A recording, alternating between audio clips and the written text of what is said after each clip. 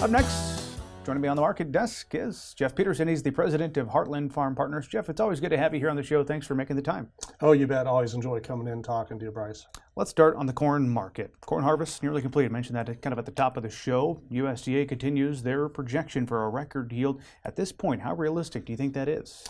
Yeah, I think as we dig in, our overall feel is that, yields in many areas were very good, but however, yields did get hurt by one, the harvest moisture coming in way below the 15 level. We've heard some reports of stuff all the way down to 10, and then over on the soybean side, you had stuff clear down in the 6s.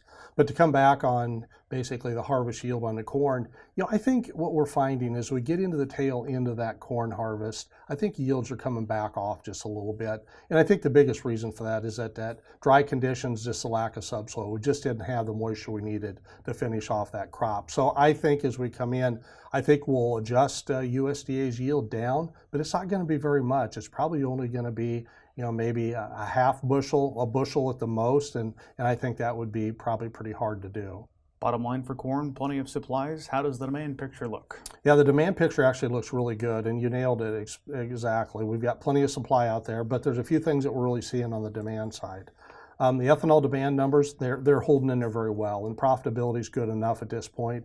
Overall, if we look and see what the cattle on feed numbers are, numbers are strong enough there that I think we're going to be able to hit the feed demand numbers that USDA is laying out. And then you come over to the export side, and exports, honestly, on the corn side have looked really good. And the reason for that is because that safrinha corn crop last year out of Brazil was smaller than probably smaller than what the trade is expecting, but it's smaller. And if you think about that, that opens up the window for us to be able to have a nice longer export window on the corn side.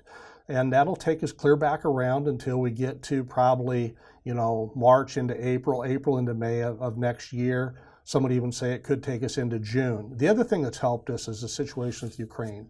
Ukraine's production backed off because they had some dry conditions, also with adjustment on acres. And so Ukraine, where last year they'd have been very competitive and the cheapest grain out there, well, this year's not the case. They're actually a little bit more expensive than us, so that opens up the door for some more U.S. corn exports.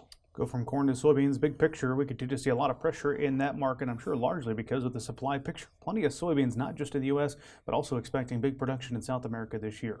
Yeah, they're definitely, and that's the thing that you're seeing is putting a little bit of price pressure and actually bring this back down and, putting the market right on the lows we ended up having on the January contract. Didn't quite get back there on the November contract, but yeah, their weather's really starting to pick up. Last numbers we'd have ended up seeing out of Brazil would have suggested they were probably by now around 40% planted, and that would be over on the soybean side, probably 55% type planted on the corn side.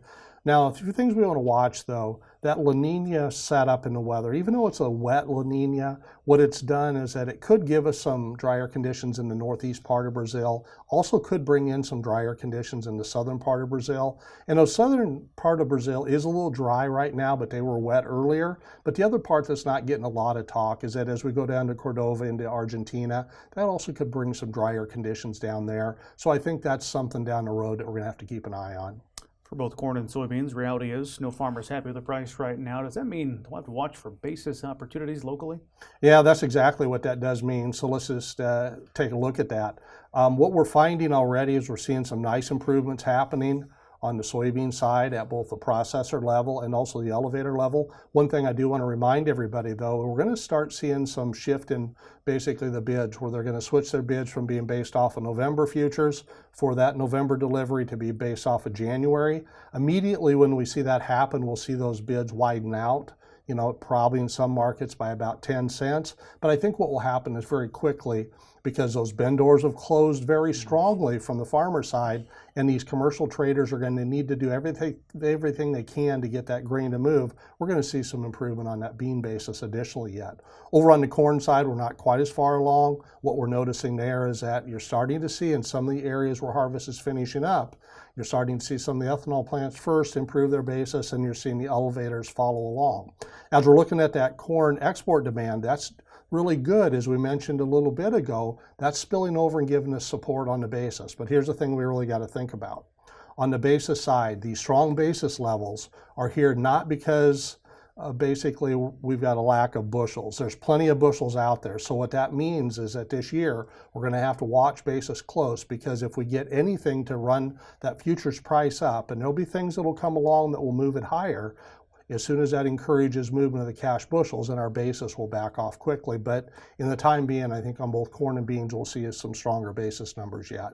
All right, want to get a question in here quick about wheat, Jeff. Early to start the week, USDA came out with a crop progress report, showed the first look at winter wheat condition. Surprised some people how low that number is. My question for you today is, kind of in an uncertain climate right now, what are some of the risk management tools wheat growers can use? Yeah, so basically I think the first thing we want to come back and touch on is, what does the dry conditions, what does that good to excellent rating so low mean right now? Well, what our research would show is that doesn't necessarily correlate and mean we're going to have poor yields on wheat. It's just way too early to tell that.